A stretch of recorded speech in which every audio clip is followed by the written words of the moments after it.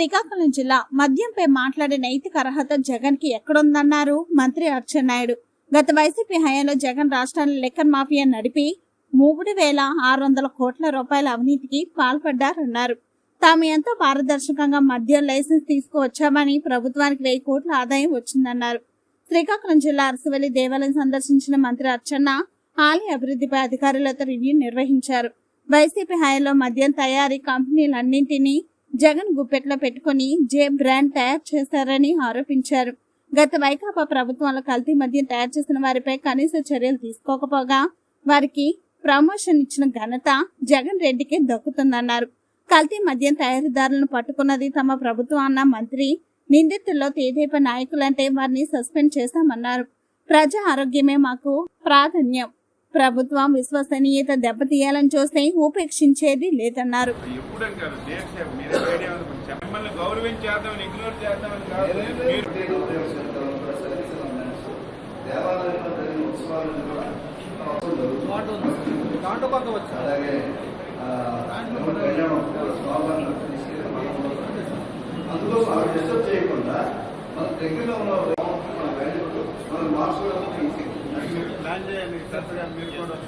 మాట్లాడి ఎంతమంది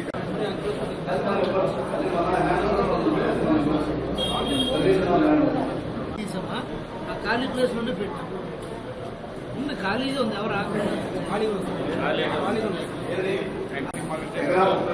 ఎకరం 32 సెంట్లు ఇప్పుడు చెప్పింది అంత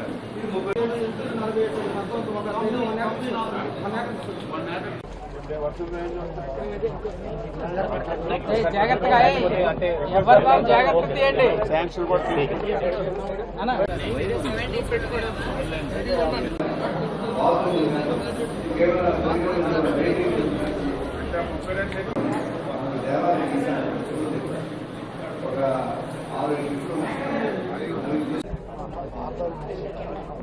మళ్ళీ రేపు 2026వ సంవత్సరం జనవరి 25వ తారీఖున అరసవెల్లి సూర్యనారాయణ స్వామికి అత్యంత ఇష్టమైనటువంటి రోజు. ఈసారి ఆదివారం నాడు రథసప్తమి వేడుకలు వచ్చాయి. అంటే ఈసారి ఎవరు ఊహకి అందని విధంగా ప్రజలొచ్చి సూర్యనారాయణ స్వామిని దర్శించుకుంటారని చెప్పి ఆలోచిస్తున్నాం. అందులో భాగంగా ఆదరా బాదరా కాకుండా జిల్లా యంత్రాంగం కలెక్టర్ స్వప్నిల్ గారి ఆధ్వర్యంలో ఈవేళ ఒక సమావేశం పెట్టుకొని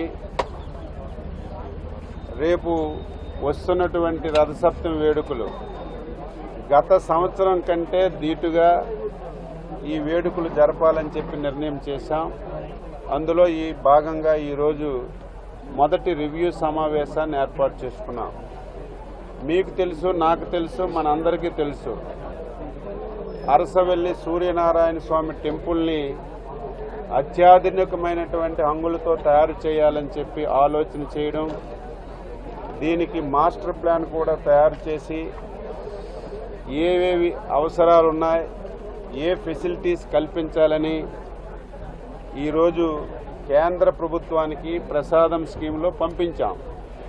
కానీ ప్రసాదం స్కీమ్లో మన రాష్ట్రమే కాకుండా దేశంలో అన్ని రాష్ట్రాలు అడుగుతున్నాయి. ఇవి మంజూరు కావడం చాలా ఆలస్యం అవుతుంది. అందుకే ఈరోజు సమావేశం పెట్టుకొని ప్రసాదం స్కీమ్ వచ్చేలోగా ఈరోజు టెంపుల్ ఫండ్స్ కానీ సీజీఎఫ్ ఫండ్స్ కానీ ఎంతవరకు మనం ఉపయోగించుకొని అవసరమైనటువంటి కార్యక్రమాలు, ఈ ఆలయానికి అత్యంత ప్రధానమైనటువంటిది పుష్కరిణి కూడా మీరు ప్రతినిత్యం పేపర్లో పుష్కరిణి గురించి కూడా రాస్తున్నారు. దానికి 4 కోట్ల రూపాయలు పెడితే పుష్కరిణి సర్వాంగ సుందరంగా తయారు చేయడానికి అవకాశం ఉంది.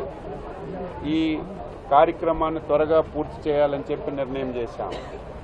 రెండవది అన్నదాన సత్రం, అదేవిధంగా ప్రసాదాలు తయారు చేసి అమ్మడానికి ప్రసాద కౌంటర్ కూడా ఏర్పాటు చేయాలి. దీనన్నింటికీ మించి ఎవరైతే భక్తులు వస్తారో, ఈ ఆలయానికి వచ్చిన ప్రతి ఒక్కరూ తలనాలు నీలాలు ఎక్కించడం చాలా అలవాటు. తలనీలాలు అర్పించడానికి కేసులు ఖండించాలి కానీ స్నానాలు చేయడానికి వసతి కానీ ఏర్పాటు చేయాలి. అదేవిధంగా వచ్చిన వాళ్ళు దేవుడికి దండం పెట్టడం వెళ్ళడం తప్ప ఒక 2 నిమిషాలు 5 నిమిషాలు ఈ ప్రదేశంలో ఉండాలంటే ఇబ్బందికరమైనటువంటి పరిస్థితి.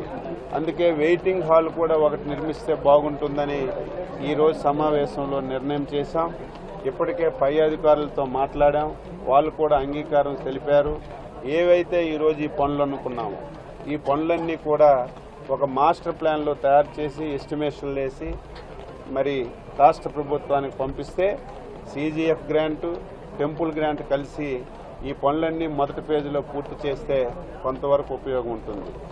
అదేవిధంగా మీకు తెలుసు, గతంలో నేను చెప్పాను, ఈ ఆలయానికి చుట్టుపక్కల చాలామంది ప్రైవేట్ ప్లేసులు ఉన్నాయి. అందులో ఒక 4 వ్యక్తుల ప్లేసులు మనకి చాలా అవసరం. వాళ్ళతో గతంలో మాట్లాడాం, ఇక్కడ ప్లేస్ తీసుకొని 80 ఫీట్ రోడ్లో ఇవ్వాలని.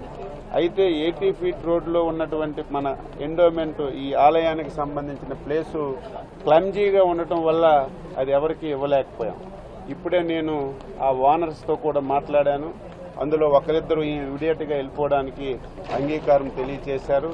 వాళ్ళకి ఇక్కడ నందనం దగ్గర మనకి ఎకరా 35 సెంట్లు ప్లేస్ ఉంది. ఈ ప్లేస్కి ఆల్టర్నేటివ్గా ఆ ప్లేస్ ఇచ్చి అది కూడా తొందరగా ఖాళీ చేసి ఈ ప్రిమిసెస్ అంతా కూడా సర్వాంగ సుందరంగా తయారు చేయడానికి ప్లాన్ చేస్తున్నాం. మీరు కూడా పేపర్లో రోజు రాస్తున్నారు, భక్తులు వస్తున్నారు, ఎండలో నిల్చుంటున్నారు. ఆ రోజు ఆదరాబాదరగా ఉన్నటువంటి షెడ్లన్నీ పీకేశారని చాలా సందర్భాల్లో చూశాను.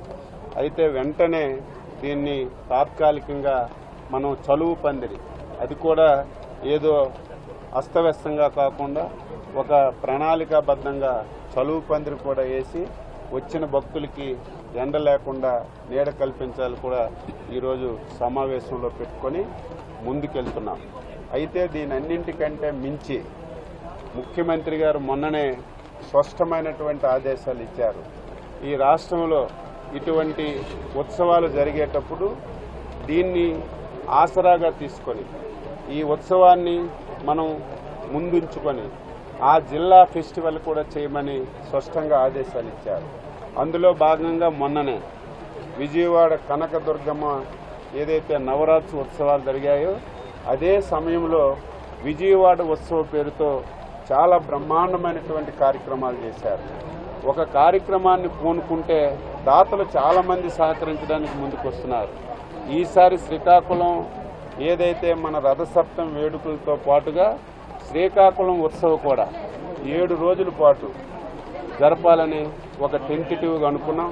మళ్ళీ ఒకసారి రివ్యూ చేసుకొని 7 రోజులు కూడా ఈ పట్టణంలో అన్ని ప్రాంతాల్లో కవర్ అయినట్టుగా వివిధ ప్రోగ్రామ్స్ పెట్టడం, పెద్దలందరికీ పిలవడం, శ్రీకాకుళం ఔన్నత్యాన్ని ఈరోజు ఆ ఉత్సవ రూపంలో ప్రతి ఒక్కరికి తెలియజేయడానికి ఆ కార్యక్రమం కూడా చేయాలని ముందుకెళ్తున్నాం. తప్పనిసరిగా ఈసారి ఉత్సవాలు నేను గతంలో చెప్పాను, చాలామంది ఇదే విధంగా వచ్చి సమావేశం పెట్టి ఈసారి ఉత్సవాలు నవ్వుతో నభవిష్యత్తుగా జరుగుతాయంటే ఇవేదో మాట్లాడి వెళ్ళిపోతున్నారు అనుకున్నారు. ఆ రోజు మీరే చూశారు. ఒకరోజు జరిగిన ఉత్సవాలు 3 రోజులు చేశాం. రథసప్తం ఉత్సవాల గురించి జిల్లాలో ప్రతి ఒక్కరూ చర్చించుకునే విధంగా తయారు చేశాం. అప్పుడు సమయం చాలా తక్కువ.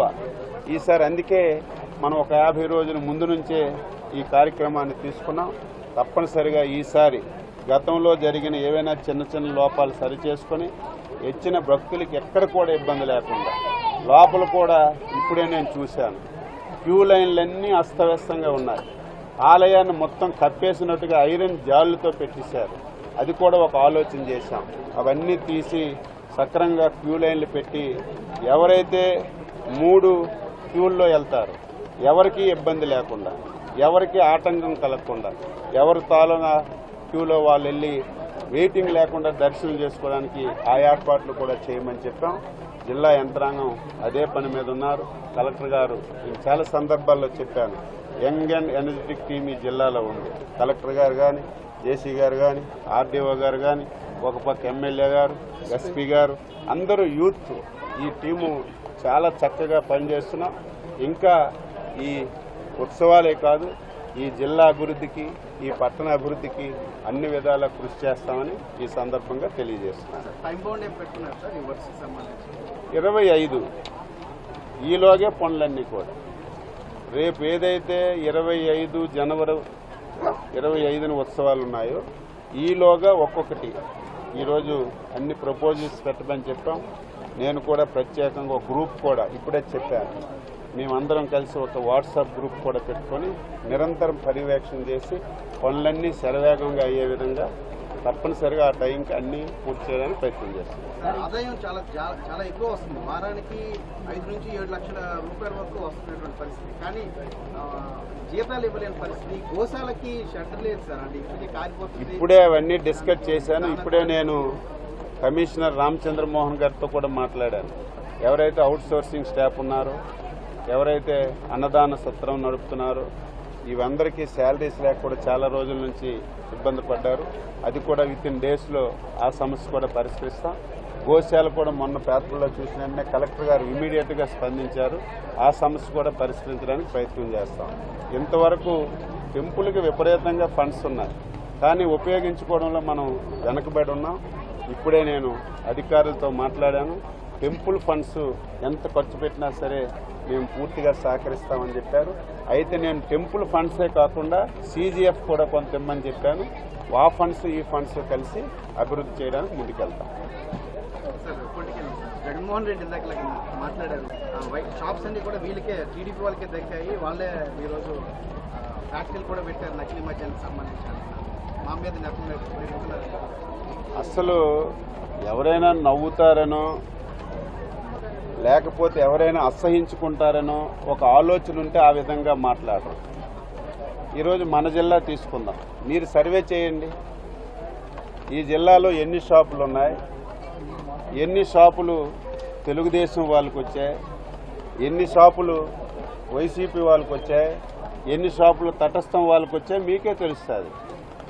ఎవరైనా సరే అవగాహన ఉన్న వ్యక్తి, అందులో 5 సంవత్సరాలు ముఖ్యమంత్రిగా చేసిన వ్యక్తి ఈ రకంగా మాట్లాడుతుంటే దానికి ఆన్సర్ చేయవలసిన అవసరం లేదు. లాటరీ వేసి ఫ్రీగా మైక్ సెట్ పెట్టి ఊరు వాడ తిప్పి ఫలానా తారీఖు షాపులకి వేలం వేస్తాం, మీరందరూ లైసెన్సులు పొందాలంటే మీరందరూ టోకెన్స్ తీసుకోండి అని చెప్పి ఈ జిల్లాలో కానీ రాష్ట్రంలో కానీ ఎవరూ ఊహించలేదు. ఒక్క లైసెన్సుల మీదే మనకి 1000 కోట్ల రూపాయల ఆదాయం వచ్చింది. ఎంత ట్రాన్స్పరెన్సీగా చేస్తే అసలు మద్యం మీద మాట్లాడే నైతిక హక్కు నీకు ఎక్కడుంది? నేను మొన్న శాసన మండలిలో కూడా చెప్పాను, అయ్యా బొత్స సత్యబాబు, మీ అధ్యక్షుడికి కనీసం జ్ఞానం లేదు, మీరు కానీ మీ పార్టీ కానీ మీ అధ్యక్షుడు కానీ మద్యం మీద ఎంత తక్కువగా మీరు మాట్లాడితే అంత గౌరవం ఉంటుంది, మీరు ఎంత ఎక్కువ మాట్లాడితే అంత ప్రజలు అసహిస్తారని చెప్పాను. మొత్తం మద్య వ్యవస్థను పూర్తిగా చిన్నాభిన్నం చేసినటువంటి వ్యక్తి ఈరోజు, ఆ రోజు అధికారంలో ఉన్నప్పుడు ప్రభుత్వ మద్యం దుకాణాలు పెట్టి ఆ మద్యం దుకాణం అద్దెం కూడా వాళ్ళే తీసుకొని మద్యం వాళ్ళే తయారు చేసి వాళ్ళే అమ్మి మొత్తం 1000 కోట్ల రూపాయలు, అదేదో నేను చెప్పడం కాదు, లేకపోతే ఏదో రాజకీయంగా విమర్శించడం కాదు, 3600 కోట్ల రూపాయలు గత 5 సంవత్సరాల నీ పాలనలో ఎక్సైజ్ మీద మద్యం మీద అవినీతి జరిగింది. అది కూడా ఏదో ఆషామాషిగా విమర్శ చేయడం కాదు, ఎక్కడి నుంచి ఎంత డబ్బులు వచ్చాయి, ఎంత బంగారం వచ్చింది, ఏ విధంగా అవినీతి చేశారో సిట్ వేసాం. సిట్ ఉంది కాబట్టి ఈరోజు నేను ఎక్కువగా మాట్లాడడం లేదు. వాళ్ళు మద్యం మీద ఎంత విమర్శలు చేసినా ఎవరే నమ్మే పరిస్థితి లేదు. ఈరోజు స్వచ్ఛమైనటువంటి మద్యం, ఎక్కడ కల్తీ లేని మద్యం ఇంత వ్యవస్థలో ఒక దగ్గర 2 దగ్గరలో జరగవచ్చు. జరిగినా సరే ఈ ప్రభుత్వం ఉక్కుపాదంతో అణచివేస్తుంది. నీలాగా నువ్వు ఎప్పుడైనా సరే, ఆ రోజు నేను ఎమ్మెల్యేను, ఆ రోజు తాడేపల్లి గూడెంలో అక్రమంగా కల్తీ మద్యం తాగి 27 మంది చచ్చిపోయారు. మేమే బస్సు వేసుకొని వెళ్ళాం. ఆ రోజు ప్రభుత్వం దృష్టిలో పెట్టాం. శాసనసభలో 15 రోజులు పోరాటం చేశాం. కనీసం ఆన్సర్ కూడా చేయలేదు. కనీసం అక్రమ మద్యం తయారు చేసిన వ్యక్తుల మీద కనీసం కేసు కూడా పెట్టి చర్య తీసుకోలేదు. ఈరోజు మా దృష్టికి వచ్చింది. వచ్చిన వెంటనే కేసులు పెట్టాం. ప్రతి ఒక్కరిని అరెస్ట్ చేశాం. ఇంకా లింకులు ఎక్కడెక్కడ ఉన్నాయో అన్నీ వెతుకుతున్నాం. ఆ మద్యం అక్రమంగా తయారు చేసిన దాంట్లో మా పార్టీకి చెందిన వ్యక్తి గతంలో వైసీపీలో ఉన్నాడు. ఆయన సిగ్గు లేకుండా మాట్లాడుతున్నాడు. ఇదేదో తెలుగుదేశం పార్టీలో ఉన్నటువంటి ఇన్ఛార్జే దీనికి మూల కారణమని. ఆ వ్యక్తి నీ దగ్గరే ఉన్నాడు, నీ మనుషులకు అనుంగ శిష్యుడు. అయినా సరే మా పార్టీలోకి ఎలక్షన్ల ముందు వచ్చి పోటీ చేశాడు కాబట్టి, మా పార్టీలో ఉన్నాడు కాబట్టి తెలిసినటువంటి అర నిమిషంలోనే ఆయనకి పార్టీ నుంచి సస్పెండ్ చేసి దూరం పెట్టాం. నువ్వు అలా కాదే. ఆ రోజు ఎవరైనా నీ పార్టీలో ఉన్నవాళ్ళు తప్పు చేస్తే వాళ్ళకు నువ్వు ప్రమోషన్ ఇచ్చావు తప్ప ఎవరి మీద యాక్షన్ లేదు. ఈరోజు మీ అందరికీ తెలుసు, ఒక దళిత యువకుడు డ్రైవర్ని హత్య చేసినటువంటి శాసన మండలి సభ్యున్ని అందలం ఎక్కించుకొని ఈరోజు కూడా శాసన మండలికి వస్తున్నారు. ఆ రోజు నువ్వు ఎప్పుడు కూడా దేని మీద కూడా చర్యలు తీసుకోలేదు. ఈరోజు ముఖ్యమంత్రి గారు చాలా స్పష్టంగా ఈ రాష్ట్రంలో ఎక్కడైనా అక్రమ ఉద్యమం ఉంటే కొరడా జులిపిస్తున్నారు, ఎక్కడ కూడా అటువంటి కార్యక్రమాలు జరగకుండా నిరోధిస్తున్నారు. ఇంత ట్రాన్స్పరెన్సీగా ఒక సిట్ వేసి రాజకీయాలకు అతీతంగా ఎంక్వైరీ చేసి ఎంత పెద్దవాడున్నా కఠినంగా చర్యలు తీసుకొని ముందుకెళ్తున్నాం. దేనికి సిబిఐ వేయాలో, దేనికి సిట్ వేయాలో అది మాకు తెలుసు. వారు ఏదో చెప్తుంటే రాజకీయంగా మాట్లాడితే సిబిఐ అనుకుంటే, ఈరోజు సిబిఐ కేసులు ఉన్నాయి కదా. ఒకరోజు నువ్వు అడుగు, ఈరోజు మద్యం మీద సిబిఐ కేసు, సిబిఐ ఎంక్వైరీ ఏమని అడుగుతున్నావు కదా. నువ్వు ఒకసారి మాట్లాడు, ఎందుకు నువ్వు సిబిఐ కోర్టుకి వెళ్ళడం లేదు? నీ మీద ఇన్ని కేసులు ఉన్నాయి కదా. ఒకరోజు స్టేట్మెంట్ నా మీద ఇన్ని కేసులున్నాయి, సిబిఐ త్వరగా ఎంక్వైరీ చేయండి. 12 సంవత్సరాలు అయింది, ఒకరోజు నేను కోర్టుకి వెళ్ళడం లేదు, అయినా నాకు ఎవడు అడగడం లేదు. సిబిఐ ఏం చేస్తుంది, కోర్టులు ఏం చేస్తుంది, ఒకరోజు నువ్వు అడుగు. అంటే నీ నోరుకి ఏది వస్తుంది, ఏది అనుకూలంగా ఉంటుంది నువ్వు మాట్లాడుతున్నావు. ఇది ఎవరు నమ్మే పరిస్థితి లేదని తెలియజేస్తున్నాను. అది చాలా తప్పు, చాలా తప్పు. ఆ రోజు బాలకృష్ణ గారు అనేది తప్పే ఉంది. చిన్న పిల్లడికి అడగండి. 5 సంవత్సరాలు మేము కూడా భజనలు చేసి చెప్పాం సైకో సైకో సైకో అని. ఆయన శాసనసభలో అన్నాడు, మనందరం బయట అన్నాం. ఒకసారి తీయండి, 2019-24లో ఈ రాష్ట్రంలో సైకో అని కొడితే ఎంతమంది మాట్లాడారు, స్పీచ్లన్నీ వస్తాయి. ఆ రోజు ఆయన అందరం మాట్లాడింది ఆయన అంటే ఒక శాసనసభ్యుని పెట్టుకొని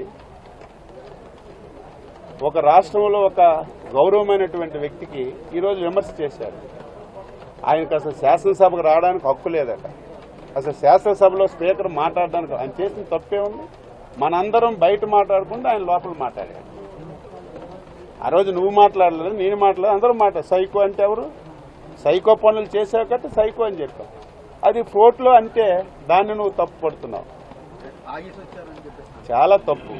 ఆయనకు అలవాటు ఉందేమో కానీ బాలకృష్ణ గారు అటువంటి తప్పు పని ఎప్పుడు చేయరు. గౌరవం గల కుటుంబం, అందులో ఒక ముఖ్యమంత్రి గారు కొడుకు. ఆంధ్ర రాష్ట్రంలో ప్రతి ఒక్కరు కూడా బాలయ్య అని అభిమానించిన వ్యక్తి. అటువంటి వ్యక్తి మీద చౌకబారు విమర్శలు చేయడం నేను తీవ్రంగా ఖండిస్తున్నాను. ఇప్పుడు ఒరిజినల్గా ప్రసాదంలో 100 కోట్లకు పంపించాం. కానీ ఇంతవరకు మనకి శాంక్షన్ అవడానికి మన రామ్మోహన్ నాయుడు చాలా ప్రయత్నం చేస్తున్నారు. కానీ చాలామంది ప్రసాదం స్కీమ్లు అడుగుతున్నారు కాబట్టి కొంత ఆలస్యం అవుతుంది. ఈలోగా మనం తాత్కాలికంగా ఒక 10-12 కోట్ల రూపాయలతో పుష్కర్ని కానీ మనకు అవసరమైనటువంటి తాత్కాలికంగా ఏవేవి కావాలో దాని అన్నింటికి ఒక 12 కోట్లతో ప్రతిపాదనలు పంపించాం. అది కూడా తొందరగా శాంక్షన్ తీసుకొని ఈ సంవత్సరం ఉత్సవాలకు ఇబ్బంది లేకుండా తాత్కాలికంగా పనులు చేయాలని చెప్పి నిర్ణయం చేశాం.